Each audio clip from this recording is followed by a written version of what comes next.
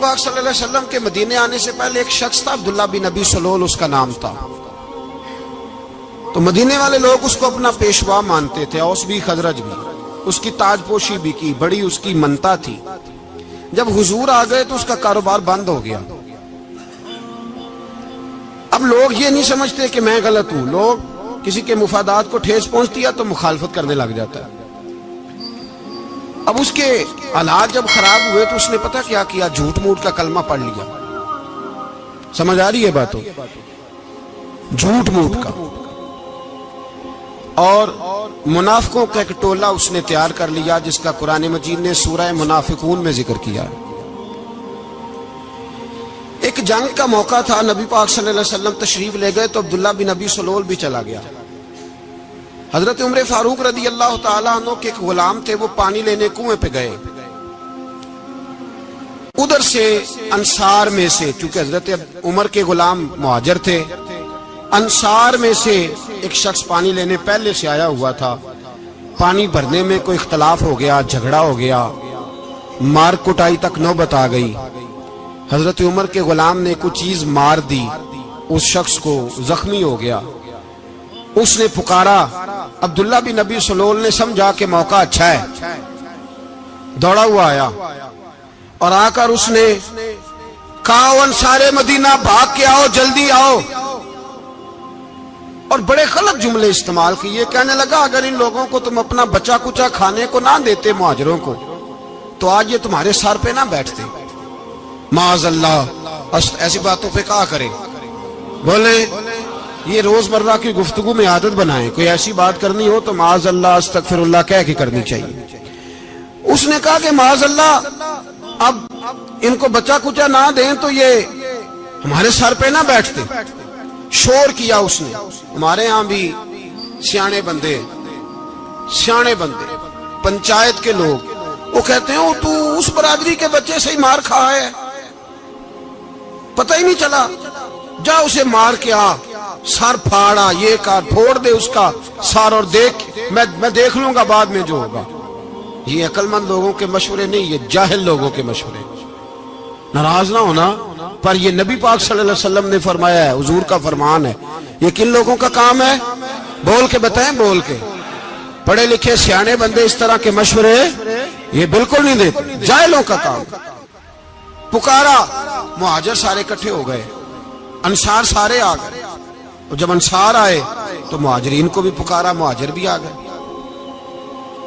اب وہ گتھم گتھا ہونے لگے تو کسی نے جا کے محبوب پاک کے کان میں کہا، یا رسول اللہ وہاں تو مہاجر انصار لڑنے لگے۔ وہ پرانی لڑائیاں پھر سے جاگ گئی ہیں۔ نبی پاک تشریف لائے، حضور نے وہاں لفظ بیان کیے، فرمایا یہ تم نے کیا جاہلوں جیسا کام شروع کیا ہوا ہے؟ یہ کون سا کام ہے؟ اللہ کرے ہم سب اس کام سے باز آ جائے، آمین تو کہنا۔ اور تو اس برادری دے منڈے کوئی مار کھائے؟ برادری کیا ہوتی ہے؟ برادری تو تعارف کے لیے، اونچ نیچ کہاں سے آ گئی؟ کہا میرے رسول پاک علیہ الصلوۃ والسلام نے فرمایا تم جاہلوں جیسے کام کر رہے ہو۔ صلح کرائی، بات رفع دفع کرائی، لوگ چلے گئے، معاملہ ٹھنڈا ہو گیا۔ لیکن عبداللہ بن سلول نے کہا کہ میں یہ موقع خالی نہیں جانے دوں گا۔ پھر گیا وہ اور جا کے انصار مدینہ سے کہنے لگا، ایک دفعہ جا لینے دو مدینے، تم نے میری بات نہیں نہ سنی تو جو وہاں بڑے سردار بیٹھے ہیں ان سے بات کروں گا، اور معاذ اللہ ثم معاذ اللہ ہم ان بے عزت لوگوں کو مدینے سے نکال دیں گے، وہاں صرف عزت والے رہیں گے۔ یہ غلط جملے اس نے ادا کیے جس کو قرآن پاک نے سورہ منافقون میں بیان فرمایا ہے۔ اس نے یہ بات کی۔ ایک صحابی تھے حضرت زید رضی اللہ تعالیٰ عنہ، وہ سن رہے تھے، آ کے عرض کی، یا رسول اللہ صلی اللہ علیہ وسلم عبداللہ بن ابی سلول تو اس طرح کہہ رہا ہے کہ مدینے جا کے عزت والے دوسروں کو نکال دیں گے، اور تم اگر اپنا بچہ انہیں نہ دیتے تو معاذ اللہ آج یہ ایسا نہ کرتے۔ حضرت عمر نے بھی سن لیا، حضرت عمر نے بات سن لی، تلوار نکالی اور دوڑے۔ حضور نے بازو پکڑا، فرمایا کدھر جا رہے ہو؟ کہا یا رسول اللہ اگر آج سزا نہ دی تو کل اور بات بھی کرے گا، اور اگر آج ایک قتل ہو گیا تو باقی سیانے بن جائیں گے۔ یا رسول اللہ مجھے چھوڑے، میں ماروں گا۔ حضور نے فرمایا عمر چپ کر، وہ جھوٹ موٹ کا کلمہ پڑھتا ہے، لوگ کہیں گے کہ محمد ابن عبداللہ نے اپنے ساتھی مارنے شروع کر دیے۔ چپ کر، حوصلہ کر، صبر کر، دلیری کر۔ حضرت عمر کہتے ہیں میری حضور کے کہنے پر میں ٹھہر تو گیا، پر وہ میرے اندر جو آگ لگی ہوئی تھی ٹھنڈی نہیں ہو رہی۔ کہتے ہیں میں چپ تو کر گیا۔ نبی پاک علیہ السلام نے پوچھا عبداللہ بن نبی سلول سے تو نے یہ کہا ہے؟ کہنے لگا آشا وک اللہ میں نے بات ہی نہیں کی نا۔ اب لوگ کہنے لگے کہ زید تو نوجوان ہے تو یہ بوڑھا آدمی ہے، چلو صحیح کہتا ہوگا۔ حضور بھی خاموش ہو گئے۔ اللہ پاک نے قرآن مجید نازل فرما دیا، فرمایا اللہ نے سن لی ان کی بات جنہوں نے یہ کہا ہے، اور پھر لفظ بڑے حسین ہے، فرمایا یہ کہتے ہم عزت والے ہیں؟ نہیں، وللہ العزت ولرسولہ وللمؤمنین، فرمایا عزت تو اللہ کے پاس ہے، اللہ کے رسول کے پاس ہے، اور عزت تو مومنوں کے پاس ہے، مومنین کے پاس عزت ہے۔ یہ قرآن پاک نے سارا مضمون بیان کر دیا کہ عبداللہ بن نبی سلول غلط کہتا ہے اور حضرت زید صحیح کہتے ہیں۔ حضور نے کچھ نہیں فرمایا، جا رہا ہے قافلہ۔ جب مدینے کی سرحد آ گئی نا، حدود مدینہ منورہ کی شروع ہوئی، تو عبداللہ کا اپنا بیٹا، اس کا نام بھی عبداللہ بن عبداللہ تھا، اپنا بیٹا اس کا بڑا مخلص جانثار غلام تھا میرے رسول پاک صلی اللہ علیہ وسلم کا، وہ تلوار لے کے مدینے کی حد پہ کھڑا ہو گیا اور کہنے لگا میرے باپ تو نے اتنی بے ایمانی کے لفظ کہے کہ میں ان کو نکال دوں گا؟ کہے اپنی زبان سے کہ میں ذلت والا ہوں، رسول پاک کو اللہ نے بڑی عزت عطا فرمائی، کہے ورنہ میں تیری گردن کاٹ دوں گا۔ بول، کہے حضور بھی عزت والے اور نبی پاک کے غلام بھی عزت، کہے اپنی زبان سے، کہے میرے رب کا یہ فرمان ہے وَرَفَعْنَا لَكَ ذِكْرَكَ، حبیب میں خود تیرے لیے تیری شانوں کو بلند فرما دوں گا۔ تو کہا تو دشمن ہو کے کہنے لگا میرے بیٹے مجھے معاف کر دے، مصطفیٰ تو بڑی عزتوں والے، ان کے غلام شانوں والے۔ جب بیٹا تلوار لے کے سامنے کھڑا ہوا، شہرت ہوئی، اب نبی پاک نے حضرت عمر کی طرف دیکھا، کہا عمر تیری بات صحیح تھی، اب جو ہوا یہ زیادہ صحیح تھا، وہ میں نے تجھے کہا حوصلہ کر، تدبر کر، وقت کا انتظار کر، یہ صحیح ہوا کہ وہ صحیح تھا۔ تو حضرت عمر فاروق کہنے لگے یا رسول اللہ میں گواہی دیتا ہوں آپ واقعی اللہ کے سچے رسول ہیں صلی اللہ اتنی اچھی رائے، وقت فیصلہ کرتا ہے، تدبر سے چلے، دانائی سے چلے، علم پیدا کرے، بردباری۔ ہمیں کئی دفعہ سجدہ صاف کرنا پڑتا ہے، ہم جو کہتے ہیں بات اس کے الٹ نکل آتی ہے۔ ہم کسی شخص کے بارے میں کچھ تبصرہ کر بیٹھتے ہیں، کچھ عرصے کے بعد ہمیں پتا چلتا ہے کہ وہ تو ایسا تھا ہی نہیں، ہم نے غلط بات کر۔ ہم بغیر تحقیق کے، بغیر تفتیش کے، حوصلہ نہ ہونے کی وجہ سے، صبر نہ ہونے کی وجہ سے ہم بہت سارے کام کر گزرتے ہیں، پھر ہمیں نقصان ہوتا ہے۔ اپنی زندگی میں حلم نہ چھوڑیں، حوصلہ نہ، لڑائیاں ہوتی ہیں نا گھروں میں، اس کی وجہ خامد ہوتا ہے، بیوی نہیں ہوتی۔ یہ بات گھر جا کے بتانا کہ آج انہوں نے کہا ہے۔ لڑائی کی وجہ کون ہوتا ہے؟ نہ بولو تسی، پر میں تے آنکھ ہی چھڑے ہے، وہ تو ریکارڈ ہو گیا ہے۔ لڑائی کی وجہ کون ہے؟ جڑے باتیں لڑتے ہیں وہ کندے ہی نہیں پے۔ وجہ کون بنتا ہے جی؟ کیوں بلا؟ اس لیے کہ نبی پاک صلی اللہ علیہ وسلم نے فرمایا عورت کی اگل آدھی ہے تو تیری تو پوری ہے نا، جس کا مطلب ہے لڑائی اگر بچ سکتی تھی تو مرد کی وجہ سے بچ سکتی تھی، گھر میں امن ہو سکتا تھا۔ کہتے ہیں جی یہ بڑی بیوقوف ہے، میری سنتی نہیں۔ تو میں نے کہا جو اس سے بحث کر رہا ہے وہ سیانا ہے؟ بولیں، جو بحث کر رہا ہے وہ عقل مند ہے؟ بندہ تو چلو تھا وہ دانشور شیکسپیئر، باتیں بعض اوقات اس کی کچھ ایسی ہیں۔ اس سے کسی نے پوچھا تھا عورتوں سے کون جیت سکتا ہے بحث میں، تو اس نے کہا تھا وہ جو ان سے بحث نہ کرے، جو ان سے بحث ہے۔ تو بھائی تو وجہ اس لیے کہ حوصلہ تو نہیں کرنا تھا۔ نبی پاک علیہ السلام نے فرمایا بی بی ٹیڑھی لکڑی ہے، سیدھی کرنے کی کوشش کرو گے تو ٹوٹ جائے گی، سیدھی تو پھر کتنا بیوقوف ہے جو پتھر سے سر رگڑ رہا ہے، کتنا نادان ہے جو یہ حرکت کر رہا ہے، دریا میں چھلانگ لگا کے کہتا ہے ڈوبوں گا نہیں۔ تو بھائی حوصلہ پیدا کرے، علم پیدا کرے، بہت ساری ایسی باتیں کرے کہ جس میں اشتعال آئے گا، فٹافٹ 3 لفظ طلاق کے دے دیے، اب بھاگا گیا مفتی صاحب کے پاس، او ہو 4 بچوں کا کیا بنے گا؟ اور یہ بات پکی ہے کہ بچوں کو صرف ان کی ماں ہی پال سکتی ہے، ان کی ماں۔ اور بات مجھے نہیں بھولتی، ایک شخص نے بیوی کو طلاق دے کے دوسری شادی کی. اس کا بیٹا تھا 10 سال کا. اس نے اپنے بیٹے سے کہا کہ بیٹے بتا پرانی اماں صحیح تھی یا یہ صحیح ہے؟ اس نے کہا نہیں ابا وہ تو جھوٹ بڑے بولتی تھی، یہ صحیح ہے. وہ جھوٹی تھی، وہ جھوٹ بڑے بولتی تھی میری سگی اماں، یہ سچ بولتی ہے. اس نے کہا وہ کیسے؟ کہنے لگا اس لیے کہ میں کوئی شرارت کرتا تھا تو میری سگی اماں مجھے تھپڑ مارتی تھی اور کہتی تھی تجھے روٹی نہیں دے رہی، جا دوڑ جا گھر سے. تو میں دوڑ جاتا تھا تو جھوٹ بولتی تھی نہیں دینی، پھر آدھے گھنٹے کے بعد مجھے ڈھونڈنے لگ جاتی تھی، ڈھونڈ کے لاتی تھی، پھر میری منت کرتی تھی، پھر مجھے کہتی تھی نہ مجھے ستایا کر، پھر میرا ماتھا چومتی تھی، پھر میری مرضی کا کھانا بنا کے دیتی تھی، پھر میرے منہ میں لقمے ڈالتی تھی. جھوٹی تھی، پہلے کہتی ہے نہیں دینی، پھر پیچھے بھاگتی ہے. یہ سچی ہے، میں شرارت کرتا ہوں تو تھپڑ مار کے نکالتی ہے، پھر میں منتیں کرتا ہوں پر روٹی نہیں دیتی، پیر پکڑتا ہوں نہیں دیتی. سچ بولتی ہے، اپنی بات پہ ڈٹ جاتی. او بھائی بچے اس کی ماں ہی پال سکتی ہے، تو نے 3 جملے کہتے سوچا ہی نہیں، تیرا کا گیا تو یہ تو نئی بیوی ملے گی، اور اس کا بھی کیا گیا، اس کو بھی شاید شوہر مل جائے. ان پھولوں کی پرورش صرف ان کا مالی کر سکتا ہے، دوسرا کر سکتا تو نے حوصلہ ہی نہیں کیا. ٹھیک ہے غلطی بیوی کی تھی پر تو مرد تھا نا، تیرے پاس تو دلیری تھی.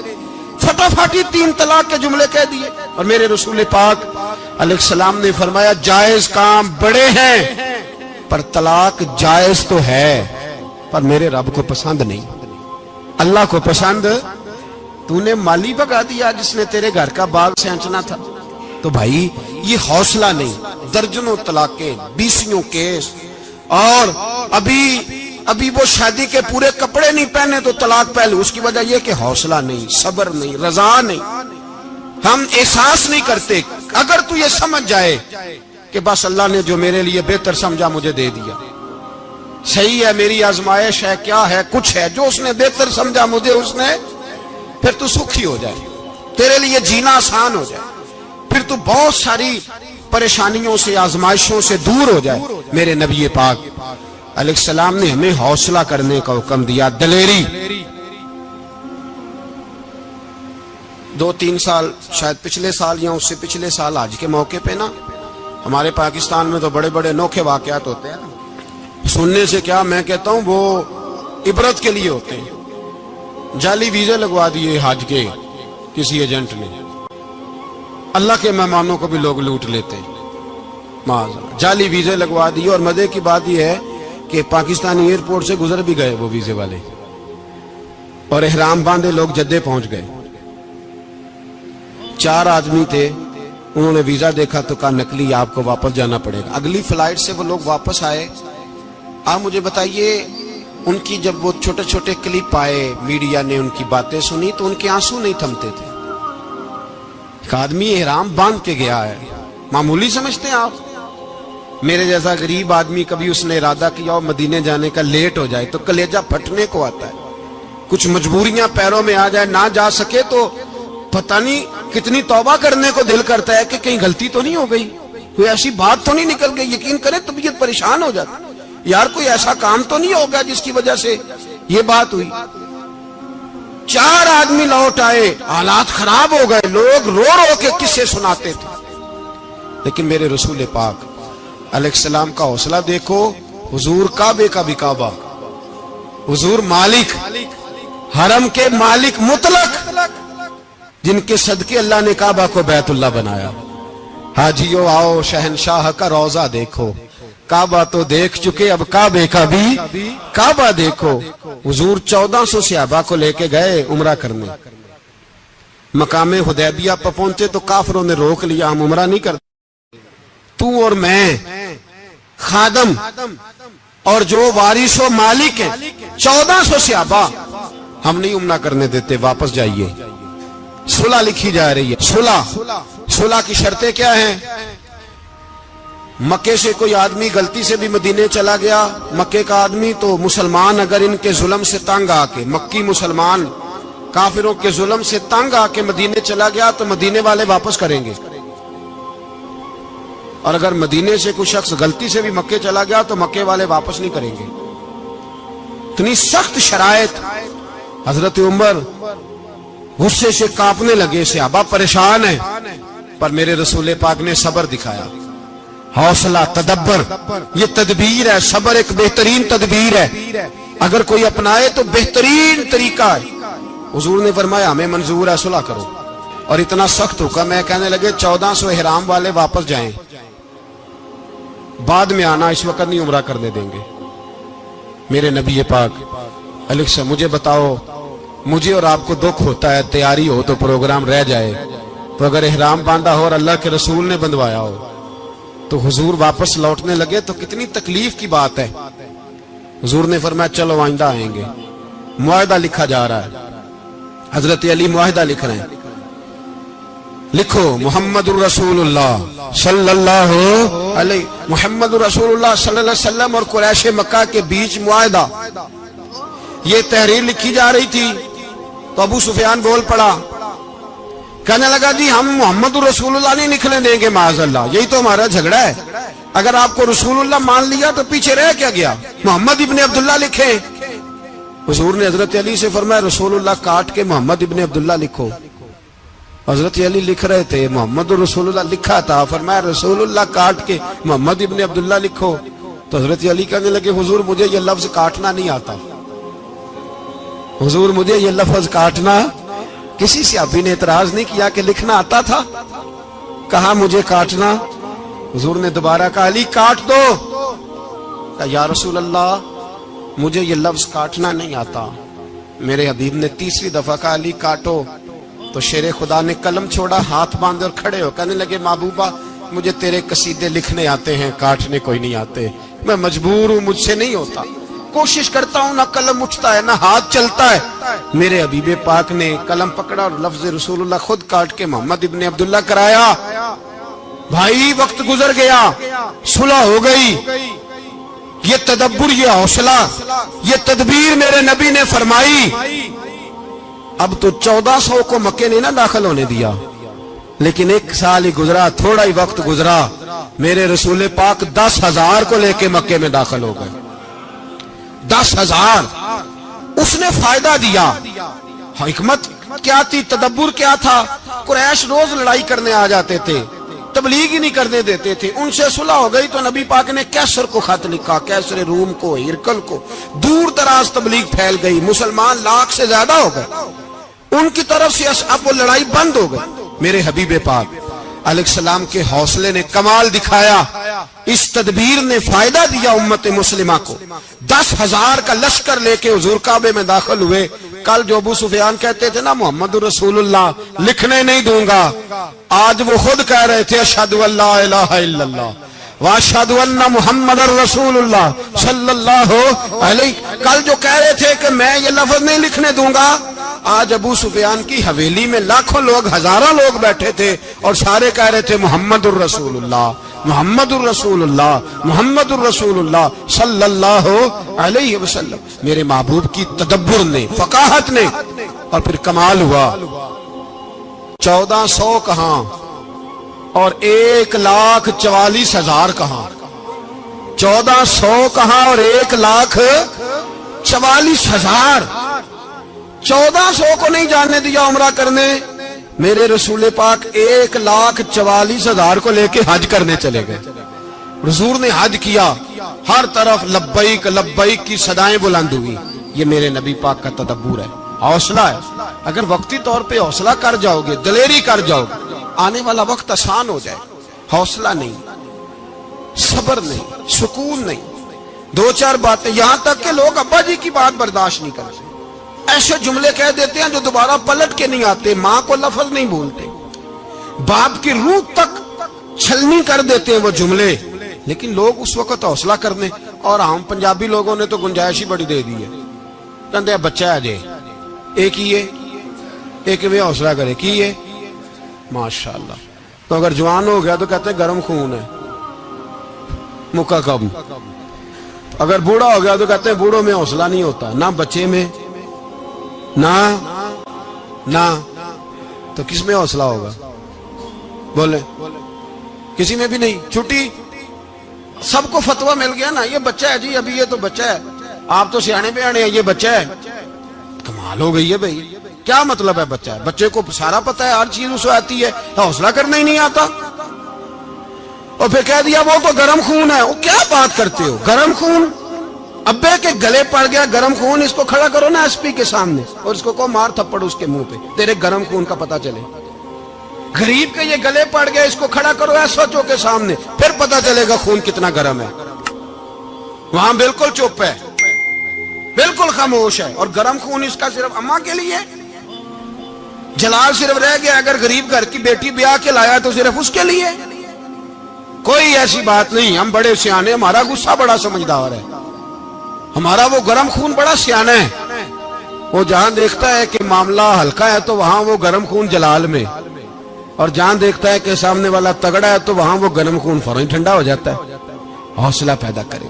زندگی حوصلے مند لوگ جیتے ہیں, جو حوصلے مند نہیں ہوتے وہ تو زندگی کا ایک سال لطف سے نہیں جی پاتے. حوصلہ کریں, مسکرائیں. میرے نبی پاک صلی اللہ تعالی علیہ وسلم نے نا عثمان بن طلحہ, کعبے کی چابی ان کے پاس ہوتی تھی, تو حضور نے ایک دن فرمایا عثمان, اچھا یہ نہیں تھا کہ عثمان خاص لوگوں کو چابی کعبہ کھول کے دکھاتے تھے, بلکہ ان کو قریش کی جانب سے یہ حکم تھا کہ جو بھی تجھے کہے تو نے کعبے کا دروازہ کھول دینا. نبی پاک علیہ الصلوۃ والسلام نے نا ہجرت سے 2-4 دن پہلے کہا کہ عثمان ذرا چابی دو, میں نے کعبہ اندر سے دیکھنا ہے. بڑے ٹھنڈے دل سے ذرا سننا, ادھر دیکھو میری طرف, ادھر دیکھیے گا ذرا میرے بھائی.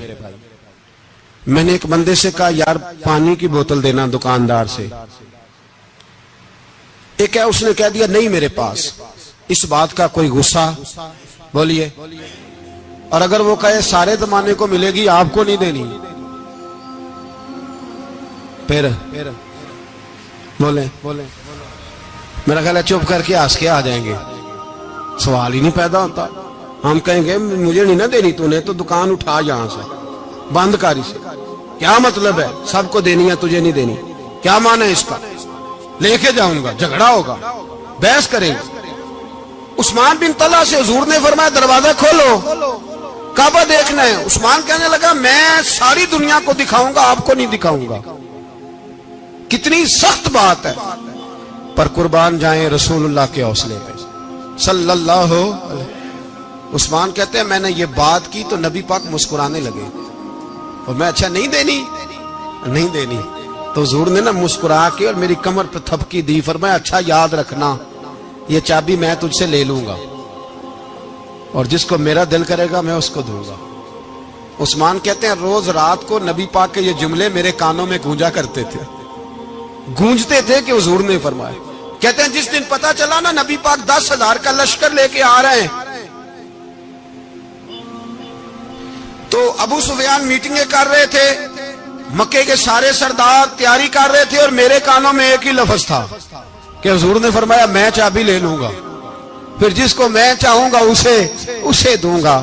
عثمان کہتے حد ہو گئی, وقت گزر گیا, حضور آ گئے, طواف فرمایا, اور طواف کے بعد میرے نبی پاک علیہ السلام نے فرمایا بلاؤ نا ذرا عثمان کو. عثمان کہتے ہیں میں چابی لے کے آیا تو دوسرا جملہ کوئی نہیں.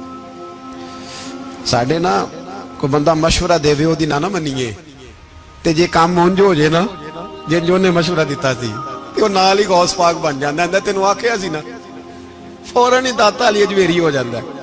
وہ کہندا تینوں پتہ نہیں میں کڈا ولی اللہ, تینوں میں آکھیا سی نا انج نہ کر, اور بندہ پریشان ہوتا ہے کام الٹ ہو گیا, اور لاگوں آکھی جاندا ویکھو جی میں تے تانوں پہلو ہی آکھیا سی جی.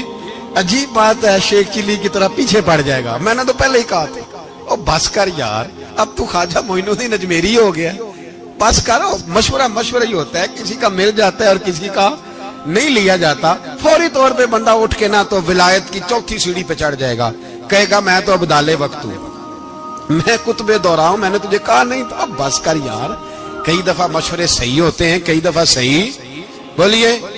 نبی پاک صلی اللہ علیہ وسلم کی احد کے دن خواہش یہ تھی کہ اندر رہ کے لڑنا ہے. جوان صحابہ نے کہا باہر جا کے لڑائی کرنی ہے, حضور نے باہر جا کے جنگ کی. بظاہر مسلمانوں کو شکست ہوئی, حضور نے ایک دفعہ نہیں کہا کہ میں نے تمہیں کہا نہیں تھا اندر رہنا ہے, بس ہو گیا جو ہو گیا. اب اس میں فٹافٹ اگلے کو حوصلہ دو، کوئی عرض نہیں یار. نبی پاک سب بولیے صلی اللہ علیہ وسلم، میرے حبیب پاک علیہ الصلوۃ والسلام نے نا کہا عثمان کو بلاؤ. عثمان آئے تو عثمان کہتے میں نے چابی دی تو میں تیار تھا، میں تیار تھا کہ اب میری بات ہوگی اور رسوائی ہوگی. لیکن کہتے ہیں قربان جائیں مصطفیٰ نے تو یہ جملہ بھی نہیں کہا کہ میں نے تجھے کہا نہیں تھا، یہ بھی نہیں کہا. حضور نے چابی لی، کعبے کے بت صاف کیے، نماز پڑھی، واپس آئے. فرمایا عثمان میرا وعدہ تھا تیرے ساتھ کہ جس کو میں چاہوں گا چابی دوں گا، یہ لو چابی میں تجھے ہی دینا چاہتا ہوں، لے لو رکھ لو. عثمان کہتے ہیں وہ چابی نہیں میرے طرف آ رہی تھی، میری طرف ایمان آ رہا تھا. وہ چابی نہیں آ رہی، ایمان آ رہا تھا میری جانب. کہتے ہیں میرے ہاتھوں میں چابی آئی اور میری زبان پہ کلمہ توحید جاری ہو گیا. بھائی تدبر، حوصلہ، صبر، رضا، ہمیں تو ٹائم بھی نہیں گزارنا ہوتا. گھر کا ماحول، گھر کے اندر رہ کے لوگ دکھی ہیں، اس لیے کہ ہماری طبیعتوں میں حوصلہ نہیں، ایک منٹ کے لیے نہیں، ایک سیکنڈ کے لیے بھی ہم یہ برداشت نہیں کرتے کہ چلو تھوڑا انتظار کریں، وقت کو دیکھیں، موقع کو دیکھیں. میرے نبی پاک علیہ الصلوۃ والسلام پہ اتنی مصیبتیں آئیں کہ پہاڑ پہ آتی تو وہ ریزہ ریزہ ہو جاتے ہیں، لیکن کسی مقام پر بھی حضور علیہ الصلوۃ والسلام شکوہ کرتے نظر نہیں آتے. ہم غریبی کا رونا روتے ہیں، ہر چوتھا آدمی کہتا ہے بڑا غریب ہوں، لیکن میرے نبی پاک علیہ الصلوۃ والسلام نے چوتھے دن کھجور کھائی، سرکہ کھایا ہے اور موٹے بان کی چارپائی پہ آرام کیا. حضرت عمر نے کہا حضور کتنی تکلیف ہے؟ فرمایا عمر کوئی تکلیف نہیں، تھوڑا سا تو وقت ہے، جنت میں جائیں گے، ساری نعمتیں اللہ نے ہمارے لیے تیار کی ہوئی ہے. راضی بالرضا، راضی بالرضا، کوئی کسی قسم کا مسئلہ نہیں. ہمیں آزمائشیں آتی ہیں، تکلیفیں آتی ہیں، بیماریاں آتی ہیں، لوگ چھوٹی چھوٹی بات پر پریشان ہو جاتے ہیں، ذرا سی بات پر شکوہ کرتے ہیں. میرے رسول پاک علیہ السلام نے فرمایا جب میرا رب کسی کو بیمار کرتا ہے تو 2 فرشتوں کو بھیجتا ہے، جاؤ میرے بندے کی تیمارداری کر کے آؤ. اللہ اکبر، خود رب بھیجتا ہے، جاؤ میرے بندے کی. تو مجھے بتائیے جب اللہ بھیجے تو پھر تندرست خوش نصیب ہوا کہ بیمار؟ جی تندرست پھر خوش نصیب کون ہوا؟ میرے نبی پاک صلی اللہ علیہ وسلم نے فرمایا رب 2 فرشتے بھیجتا ہے، فرماتا ہے پتہ کر کے آؤ میرے بندے کا اس کا کیا حال ہے، حالانکہ اللہ سارا ہی جانتا ہے. فرشتے آتے ہیں، واپس جاتے ہیں، رب کریم پوچھتے ہیں بتاؤ میرا بندہ کیا کہتا تھا؟ اللہ تجھے سارا ہی پتہ ہے، پر ہم سے پوچھتے تو بتا دیتے ہیں. وہ یہ کہتا تھا کہ میں اپنی رب کی رضا پہ بڑا ہی راضی ہوں. وہ تیری حمد کر رہا تھا، تیری تعریف کر رہا تھا، تیرا شکر کر رہا تھا، تیرے لیے کلمات حمد بیان کر رہا تھا. تو میرے نبی پاک علیہ السلام فرماتے ہیں، اللہ فرشتوں سے فرماتا ہے سنو پھر اگر میں اپنے بندے کو اس بیماری میں شفا دوں گا تو اس تندرستی سے زیادہ اچھی تندرستی دوں گا جو پہلے اسے عطا کی ہوئی تھی، پہلے سے اچھی صحت دوں گا. اور اگر اسے اس بیماری میں موت دوں گا تو پھر مرتے ہی اس کے لیے میں جنت کا فیصلہ فرما دوں گا. بھائی جب تو راضی بالرضا رہتا ہے، راضی بالرضا، بڑی سادی سی بات ہے بھائی. آپ گھر گئے روٹی مانگی تو اگر کسی نے کہا نا کہ اتنی تھکاوٹ ہے ٹائم پہ آیا کریں اس وقت، تو روٹی تو وہ بھی مل گئی پر اس میں لذت، وہ سکون نہیں، وہ سکون نہیں. میری اماں جی سالن پکا کے رکھ لیتی تھی تو روٹی جب بھی کوئی مانگتا تھا تو تازی بنا کے دیتی تھی، ان کی طبیعت تھی. تو میں اکثر ان سے کہتا کہ اماں جی پکا کے رکھ دیا کرو. تو کہتے تمہیں خوشی نہیں ہوتی جب تمہاری اماں تازی پکا کے دیتی ہے؟ خوشی ہوتی ہے، طبیعت میں خوشی ہوتی ہے. ان کا مزاج تھا، ذوق تھا، تو ہم سمجھتے تھے یار یہ بڑی سعادت کی بات. تو آپ گھر گئے رات کو تو گھر والوں سے کہا روٹی، تو فوراً اٹھے فوراً، اور انہوں نے کھانا تازہ بنایا اور ساتھ یہ بھی کہا باہر سے نہ کھایا کرے بندہ بیمار ہو جاتا ہے. کتنی ٹھنڈک پہنچتی ہے آدمی کے دل کو، سکون ملتا. تو بھائی بیماری تو آپ نے کاٹ لی لیکن ساتھ کہو ہو بڑا بیمار ہوں، میں نے تو اتنے گناہ بھی نہیں کیے، ظلم بھی نہیں کیا، کسی کو کچھ بھی. اب بیماری تب بھی کٹ گئی پر بڑی آزمائش، مریض ڈاکٹر کے گلے پڑ رہا ہے، اس کے لواحقین جھگڑے کر رہے ہیں، بیماری وہ بھی کٹ گئی. اور ایک بیمار وہ ہے جو چارپائی پہ لیٹا ہے اور کہتا ہے جس طرح میرا اللہ راضی اسی طرح میں بھی راضی. تو بیماری اس کی بھی کٹ گئی. حضرت یونس علی نبینا علیہ الصلوۃ والسلام نے ایک دن حضرت جبریل امین ملنے آئے تو جناب یونس علیہ السلام کہنے لگے اے جبریل، اللہ کے نیک بندوں میں جو اللہ کو اس وقت سب سے زیادہ پسند ہے نبیوں کے بعد، توجہ کرنا بات پر، جو سب سے زیادہ اللہ کو پسند ہے نبیوں کے بعد ولیوں میں، اور سب سے زیادہ اللہ جس کو اللہ کی بارگاہ میں عبادت گزار لکھا جاتا ہے، میری اس بندے سے ملاقات کراؤ۔ تو حضرت جبریل نے جناب یونس علیہ السلام کو ساتھ لیا تو ایک شخص کے پاس پہنچے جو آنکھوں سے اندھا تھا، دونوں ہاتھ اس کے سلامت نہیں تھے اور پورے جسم میں پیپ جاری تھی، ریشہ تھا۔ جب جا کے السلام علیکم کہا نا حضرت یونس نے، اس نے وعلیکم السلام کے بعد پہلا لفظ پتہ کیا کہا؟ اس نے کہا یا اللہ تیرا شکر ہے، یا اللہ تیرا، آپ بھی ادا کریں اللہ کا شکر، یا اللہ تیرا، اللہ تیرا شکر ہے۔ تو حضرت یونس علیہ السلام کہنے لگے تو شروع سے اس طرح کا ہے، نابینا بھی اور ہاتھوں سے معذور بھی اور سارا جسم شروع سے؟ تو بڑے ہی خوبصورت لفظ اس بیمار نے کہے، کہنے لگے نہیں حضور، میں بالکل ٹھیک ٹھاک تھا، جب تک میرے رب نے چاہا کہ یہ دنیا کو دیکھے تو تب تک اس نے مجھے آنکھیں دیں، اور جب اس نے چاہا کہ اب اس کا دیکھنا بہتر نہیں تو اس نے واپس لے لی۔ تو یا اللہ تیرا شکر ہے، اللہ تیرا شکر ہے۔ پھر کہا جب تک اس نے چاہا کہ میرے ہاتھ رہے تب تک رہے، جب اس نے چاہا کہ میرے لیے بہتر نہیں تو اس نے لے لیے، تو یا اللہ تیرا شکر ہے۔ جب تک اس نے چاہا کہ میرا جسم صحیح و سلامت رہے تو رہا، اور جب اس نے چاہا کہ میرے لیے بہتر نہیں تو مجھے بیمار کر دیا، تو یا اللہ تیرا شکر ہے۔ تو حضرت یونس علیہ السلام کہنے لگے جبریل واقعہ یہ اللہ کا سب سے زیادہ شکر گزار بندہ ہے، سب سے زیادہ عبادت گزار بندہ ہے، سب سے زیادہ۔ میرے نبی پاک علیہ السلام نے فرمایا میرا مومن ہر حال میں نفع میں ہے، نعمت ملے تو شکر کر کے نفع، مصیبت آئے تو صبر کر کے نفع، اپنی زندگی میں تحمل، بردباری، علم پیدا کرے، حوصلہ پیدا کرے۔ ہر آنے جانے والے شخص کے مزاج کے مطابق اسے نہ ملے، اپنا مزاج صحیح رکھے، اپنی طبیعت کے مطابق اپنے ماحول کو برقرار رکھے۔ علم کے ساتھ گزارا کرو گے تو رشتہ داروں سے بھی بنی رہے گی، دوستوں سے بھی بنی رہے گی، ہر ایک سے تعلق رہے گا۔ اور اگر آپ کے اندر یہ حوصلہ نہیں تو پھر سارے معاملات پریشانی کا شکار ہو جائیں گے۔ یہ تو آج کا مضمون تھا۔ ہمیں نا لوگ مشورہ دیتے ہیں، کہتے ہیں پیر صاحب درویشوں کو سیاست کی بات نہیں کرنی چاہیے، دیتے ہیں نا مشورہ لوگ، جی تھوڑا تھوڑا بول دیں، تھوڑا تھوڑا دیتے ہیں نا۔ اگرچہ ہم ان کی بات نہیں مانتے، اس لیے کہ اقبال نے کہا تھا جدا ہو دین سیاست سے تو رہ جاتی ہے چنگیزی، جدا ہو دین سیاست سے تو، اور پہلا فکرہ یہ ہے کہ جلال بادشاہی ہو یا جمہوری تماشا ہو، جدا ہو دین سیاست سے تو رہ جاتی ہے۔ اس نے کہا جب سیاست اور دین علیحدہ علیحدہ ہوتے ہیں تو چنگیز خان اور ہلاکو خان پیدا ہوتے ہیں۔ سیاست جب تک مسجد کے اندر رہتی ہے تب تک پاک صاف رہتی ہے، وہ گندی ہوتی تب ہے جب مسجد سے نکل جاتی ہے۔ حضرت علی کے زمانے تک مسجد میں رہی، پاک صاف رہی، یزید باہر لے گیا تو گندی ہو گئی، حضرت عمر بن عبدالعزیز دوبارہ مسجد میں لے آئے تو پھر پاک ہو گئی۔ لیکن پھر بھی ایک ساتھی نے مجھے کہا تو اس کی بات میں، سب کی باتیں نہیں مانتا، اس کی بات میری سمجھ میں آئی۔ وہ کہنے لگا جی اصل بات یہ ہے کہ سیاسی تبصرے تجزیے ہم اخباروں میں ٹی وی پہ جا کے بیٹھے، جا کے بڑی مہربانی میری طرف دیکھیں، وہ ہم سنتے رہتے ہیں تو ہمارا دل کرتا ہے مسجد میں صرف ہم رسول اللہ کا پیار ہی سنیں۔ تو میں نے کہا یار تیری بات دل کو لگتی ہے، یہ بات صحیح ہے، چلو یہ نیت اچھی ہے، یہ تیرا نظریہ ٹھیک ہے، مان گئے ہم۔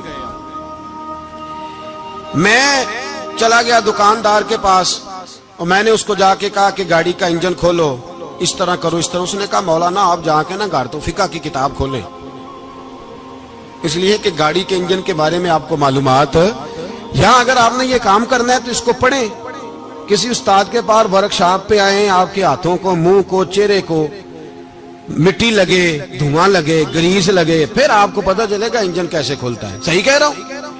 نہیں صحیح کہہ رہا؟ دعا گلاں تو یہاں کر چڑی جے، صحیح کہہ رہا ہوں جی؟ اگر مولوی کو اجازت نہیں سیاست کی بات کرنے کی، اور مولوی کو اجازت نہیں کہ انجن کی بات کرے، تو سیاستدان کو اجازت ہے دین کی بات کرنے کی؟ یہاں تو وہ آئے نا مدرسے میں پڑھے، پورا دین حاصل کرے، پھر وہ بولے، تو پھر تو ٹھیک ہو گیا، لیکن جب اسے سورۃ اخلاص بھی سیدھی نہیں آتی تو فتوے دینے کی اس کو ضرورت ہے کوئی؟ بولے نا یار، کیوں چھیڑتے ہیں سیاست؟ ہم نہ پچھلے جمعے جلوس نکالنا چاہ رہے تھے ختم نبوت کی ترمیم کے حوالے سے، حکومت وقت نے کہا کہ ہم واپس لیتے ہیں، تو میرے بہت سارے دوستوں نے کہا جی نکالنا چاہیے، انہوں نے کیا کیوں؟ میں نے کہا یار لوگوں کو بھی پریشان نہیں کرنا چاہتے، ہماری اپنی سڑکیں ہیں، کسی کو بس ٹھیک ہے، انہوں نے واپس لے لی تو بات ختم ہو گئی، ہم مان گئے، تسلیم کر لیا۔ اتنا ہمارا مطالبہ ہے کہ اس آدمی کو ضرور سزا دو جس نے یہ ترمیم کی ہے، لیکن ہم نہیں کرتے، کوئی نہیں نکلے، نہیں نہ نکلے بولے ہیں۔ تو وزیر قانون صاحب کو کیا مصیبت بنی ہوئی ہے نیا فتویٰ دینے کی؟ کہ ہے کوئی شوق انہیں دینا چاہیے فتویٰ؟ کہتے نہیں مرضیوں میں ہمارے درمیان تھوڑا ہی فرق ہے۔ مجھے یوں لگتا ہے کہ یہ جان بوجھ کر کوئی نہ کوئی ایسی شرارت کرتے ہیں جس سے لوگ اشتعال میں رہیں، جان بوجھ۔ حلم، حوصلہ، صبر ذات کے بارے میں تو ہے، لیکن اگر کوئی رسول پاک کی بے ادبی کرے تو پھر حوصلے کی بات ہے ہی نہیں، پھر تو جہاد کی بات ہے۔ اور میں دیانتداری سے مسجد میں باوضو بیٹھ کر جمعے کے دن مشورہ دیتا ہوں حکومت کو اور وزیر قانون کو مشورہ دیتا ہوں کہ نہ فرعون کی حکومت ساری زندگی رہی، نہ نمرود رہا، نہ جاج بن یوسف رہا، نہ یزید رہا، اور یار درباری بن کے حکمرانوں کی چاپلوسی کرتے کرتے تم یہاں تک آ گئے ہو کہ اب نبی پاک کی عزت کو ہاتھ ڈالنا شروع کر دیا ہے۔ اور آپ یقین کریں سیاسی جماعتوں کا اتنا برا حال ہے کہ ان کے لیڈر کے بارے میں کوئی بات کرے تو پاگل ہو جاتے ہیں یہ احتجاج کر کر کے۔ اور اس نے ڈائریکٹ کہہ دیا کہ ختم نبوت کا مسئلہ ہی کوئی نہیں، جو دین کی بنیاد ہے، کسی کو پرواہ نہیں۔ مجھے تو ان لوگوں کی فکر ہو رہی ہے جن لوگوں نے انہیں ووٹ دیے ہیں، وہ اللہ کو کیا جواب دیں گے۔ اور یہ اللہ ماشاءاللہ ساری سیاسی جماعتیں اس طرح کی۔ اور میرا وزیر قانون صاحب کو بھی مشورہ ہے کہ زندگی بڑی تھوڑی ہے، بڑی تھوڑی، اللہ سب کو معاف کرتا ہے، اپنے رسول کے غداروں کو معاف نہیں کرتا۔ اور یہاں تمہاری گاڑیوں پہ جھنڈے لگے ہوئے ہیں، وہاں بھی تمہارے جھنڈے لگیں گے، پر اس لیے لگیں گے کہ یہ غدار ہیں ناموس رسالت کے، یہ جھنڈے لگیں گے۔ شرم کرو اور ڈر جاؤ، بس کر دو، تمہارے منہ میں اب دانت پورے نہیں رہے۔ کوئی شوگر کا مریض ہے تو کوئی بلڈ پریشر کا، تو کوئی ہارٹ کا، تو کوئی کینسر کا۔ شرم کرو اور اپنی قبر کی بھی تھوڑی سی فکر کرو۔ بتاؤ پاکستان کے کتنے صدر گزرے، وزیر اعظم گزرے، تو ان کی قبریں کہاں ہیں؟ کوئی جاتا ہے ان کی قبروں پہ؟ کسی کو خبر ہے؟ کیوں اپنے لیے جہنم کٹھی کرتے؟ سارا کچھ دنیا داری رہ گئی ہے، سارا کچھ صرف یہی رہ گیا۔ حضرت ابو بکر سردار تھے، حضرت عمر سردار تھے قبیلے، حضرت عثمان سردار تھے، انہوں نے سرداریوں کو ٹھوکر مار کے رسول اللہ کے قدموں میں بیٹھنا پسند کی، سرداریاں چھوڑ کے غلام بن گئے۔ تم سرداریاں بچانے کے لیے رسول اللہ کی غداری کرتے ہو، شرم نہیں آتی؟ اور قوم شکوہ ہے مجھے ان لوگوں سے جو مولوی تو کہہ دیتے ہیں تو سیاست نہ کر، اور کسی سیاست دان کو منع نہیں کرتے کہ جب تجھے سورت فاتحہ بھی نہیں آتی تو تجھے کس نے اجازت دیا اتنی بڑی بات؟ اور میں نے پچھلے سے پچھلے جمعے بھی کہا تھا، پھر کہتا ہوں اور آن دی ریکارڈ کہتا ہوں، مرزائی کل بھی کافر تھے، آج بھی کافر، اور قیامت تک، اور جو ان کے کفر میں شک کرے وہ بھی، اور پکا بے ایمان ہے، کافر ہے، وہ وزیر قانون ہو یا صوبائی ہو یا وفاقی ہو۔ من شک فی کفر ہی فقط کفر، جو مرزائی کے کفر میں شک کرے وہ بھی کافر ہے۔ ہمارے رسول آخری رسول ہے، ہم کسی کو یہ اجازت نہیں دیں گے کہ وہ ختم نبوت میں رکھڑا ڈالنے کی کوشش کرے، ہم کسی کو یہ اجازت ہے۔ اور تم نے قوم کو لوٹا، لوٹتے رہو، اب ایمان پہ ڈاکے تو نہ ڈالو۔ تمہیں دولت لوٹ کے پیٹ نہیں بھرا، اب ایمان لوٹنا شروع کر لیا ہے۔ تمہارا فیکٹریاں لوٹ کر، قومی خزانہ لوٹ کر پیٹ نہیں بھرا، بھائی مانو اب دین بیچ کر اپنی حکومتیں پکی کرو گے۔ اور وہ لوگ بھی تیار ہو جائیں جو ان بے ایمانوں کو منتخب کرتے ہیں، ان سے بھی سوال کرے گا ختم نبوت کا موضوع قیامت کے دن کہ تم بتاؤ، ان کو سپورٹ کرتے تھے جو رسول اللہ صلی اللہ علیہ وسلم کے بعد بھی کسی نبی کو نبی ماننا درست جانتے تھے۔ شرم آنی چاہیے، خیال ہونا چاہیے۔ اور میں نے کہا کہ ہمارا دل نہیں چاہتا آپ یقین کریں. ہمیں شوق ہے جلوس نکالنے کا، تمہارے خلاف باتیں کرنے کا. تم نے روز تھرمامیٹر نکالا ہوتا ہے، چیک کرتے ہو کہ ایمان کتنا ہے کتنا نہیں ہے. یہ پاکستان اگر صوبہ سندھ ہے تو حضرت عبداللہ شاہ غازی کا ہے، اگر بلوچستان ہے تو حضرت بابا عبد الرحمان کا ہے، اور اگر پشاور ہے تو وہ صوفیاء کا ہے، اور اگر یہ دھرتی پنجاب ہے تو یہ داتا علی اجویری کی ہے، یہ بابا فرید الدین کی ہے. اس میں کسی غدار کو قبضہ کرنے کی اجازت بالکل نہیں ملے گی. اور ہم وہ لوگ بھی نہیں جو چپ کر کے اندر سوتے رہیں، قوم جو کرتی ہے کرتی رہے، ہمیں پرواہ نہیں. نا، ایسی کوئی بات نہیں. کوئی بندہ نہ سمجھے کہ انہیں ہوش نہیں، انہیں پتہ نہیں. ہمیں سارا کچھ ہی آتا ہے. پھر اگر کل کو کوئی ممتاز قادری پیدا ہو گیا تو شکوہ نہ کرنا. کل کو کوئی پھر سے عامر چیمہ نکل آیا تو شکایت نہ کرنا، یاد رکھنا.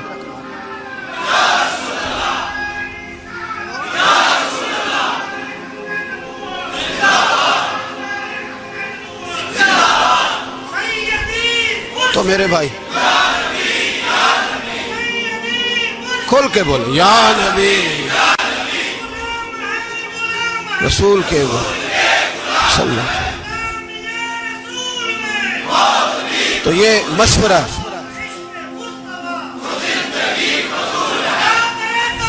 جزاک اللہ. تو یہ تمہیں مشورہ ہے.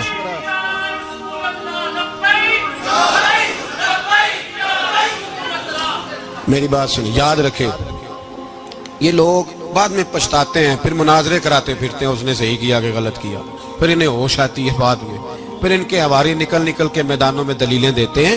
اس لیے ہمارا مشورہ ہے انہیں کہ یہ اپنی حد میں رہیں، اور جو کام تمہارے ذمہ. میں نے کہا نا تم نے بڑا لوٹا، یہ قوم روز تمہیں موقع دیتی ہے لوٹنے کا، موقع دیتی ہے، تو تم نے دولت لوٹ کے پیٹ نہیں بھرے، اب ایمان لوٹنے کے چکر میں آ گئے ہو. یاد رکھو مسلمان گناہگار ہیں، غدار نہیں ہیں. تمہیں دولت لوٹنے کا تو شاید موقع مل گیا ہے، پر ایمان لوٹنے کا موقع نہیں ملے گا. تو اس لیے اس کو لگام دو. اور ویسے بھی کتا جو پالتو ہوتا ہے نا، اس کو گھر کے اندر سنگلی سے باندھ کے رکھنا چاہیے. یہ تمہارے بوٹ چاٹتے ہیں، بھونکتے ہیں تمہارے حق میں، وزارتیں لیتے ہیں. ہم نے تو کوئی وزارت نہیں لی تم سے، اور نہ ہمیں شوق ہے. اس لیے کہ ممبری کیا کرنی ہے جس کو ممبر رسول عطا کر دیا جائے. اس نے کیا کرنی ہے یہ ممبریاں جس کو پکا ممبر رسول دے دیا جائے. تو اس لیے اس سے باہر آؤ. میں نے کہا بڑے بڑے نمرود، فرعون، قارون دفن ہے، تمہارا بھی نام تک نہیں ہوگا، بالکل نام نہیں ہوگا. اس لیے ہمارا مشورہ، اور آپ لوگ بھی آئے نا یہ اگلے سال، تو ان کو کھڑا کر کے پوچھ لینا اسلامی جمہوریہ پاکستان کا تم نے ایم پی ایم نے بننا ہے، پہلا کلمہ ہی صحیح سنا دو. چلو خدا کا واسطہ یہی بتا دو کہ تمہیں نماز بھی ڈھب سے آتی ہے کہ نہیں. اور آپ کی موج ہے، آپ بٹھا لیتے ہیں سر پہ، کیا کریں. سمجھانے والے مفت گناہگار ہو گئے اور بہکانے والے سب تمہارے یار ہو گئے.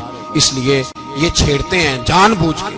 اور پھر جب کوئی ممتاز قادری علیہ رحمہ پیدا ہوتے ہیں پھر انہیں دشواری ہوتی ہے، پھر ان کا جینا مشکل ہو جاتا ہے. یہ موقع دیتے ہیں، پتہ نہیں کس کے ایجنڈے پہ عمل کر رہے ہیں. میرا سوال یہ ہے، میں نے پچھلے جمعے پھر میرا سوال ہے کہ میں پوچھتا ہوں اس آدمی کو ضرورت کیا ہے ختم نبوت پر بات کرنے؟ جب امت مسلمہ کے متفق کا فیصلہ ہے کہ مرزائی کافر، اسمبلی نے بل پاس کر دیا کہ مرزائی، ان کو اقلیت قرار دے دیا، اور جب سے وہ اقلیت بنے نہ ہم نے ان کی عبادت گاہ جلائی، نہ ہم نے ان کو قبروں سے نکالا، نہ ہم نے، بس ٹھیک ہے جیسے عیسائی رہتے ہیں، یہودی سے کس ملک میں رہتے ہیں وہ بھی رہیں، اقلیت بن کے رہے، کوئی اعتراض. پر تم انہیں کھینچ کے کیوں قریب کرتے ہو؟ تمہارا کیا جرانہ ہے ان کے ساتھ؟ بتاؤ تو صحیح. ان لوگوں سے ان کو چاہیے اپنے منہ میں لگام ڈالیں، اور اگر نہیں ڈالیں گے پھر انشاءاللہ ڈالی جائے گی، اور بڑی تگڑی ڈلے گی، اور پھر ایسی ڈلے گی. سلمان تاثیر جب مرا تھا نا تو 5-5 لاکھ روپیہ مولویوں کو آفر کی جنازہ پڑھاؤ. 5-5 لاکھ روپیہ چھوٹے چھوٹے مولویوں کو. اور داتا صاحب کی مسجد کے خطیب بھی صوبائی جو تھے وہ خطیب تھے، ملازم تھے. انہوں نے کہا کہ ایمان نہیں بیچنا، نکالنا نوکری سے تو نکال دو. اور بادشاہی مسجد کا مولوی جس کا پتہ نہیں چلتا، کبھی کدھر چلا جاتا ہے کبھی کدھر، یہاں تو وہ بھی کھڑا ہو گیا.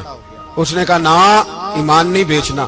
گورنر ہاؤس کی مسجد کا امام کہنے لگا کہ بخشا جانا نہ جانا یہ تو رحمت الہی کا معاملہ ہے، پر اتنا گندا جنازہ نہیں پڑھنا، اتنا گندا جنازہ نہیں ہم پڑھیں گے.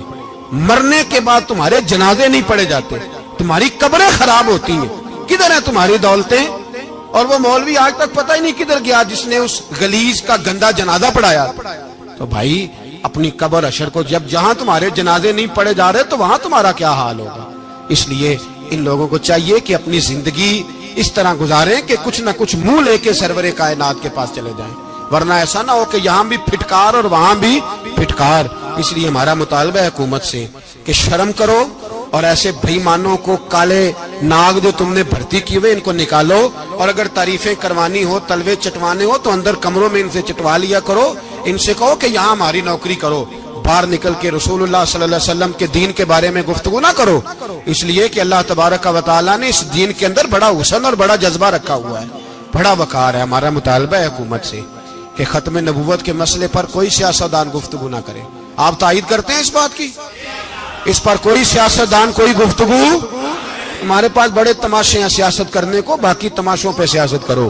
یہ رسول اللہ کی ناموس کا معاملہ ہے, یہ چھیڑنے کی تمہیں اجازت. مجھے سمجھ نہیں آتی یار, جب بات ختم ہو گئی, اسمبلی نے بل واپس لے لیا, تو صوبائی وزیر قانون کو آخر تکلیف کیا ہے؟ آپ کے پاس جواب ہے کوئی اس بات کا؟ بات ختم ہو گئی, ہم نے جلوس نہیں نکالنا, چھوڑ دیا, خاموش ہو گئے. علماء نے میٹنگیں بلائی تھی, کینسل کر دی, ٹھیک ہے جی بات.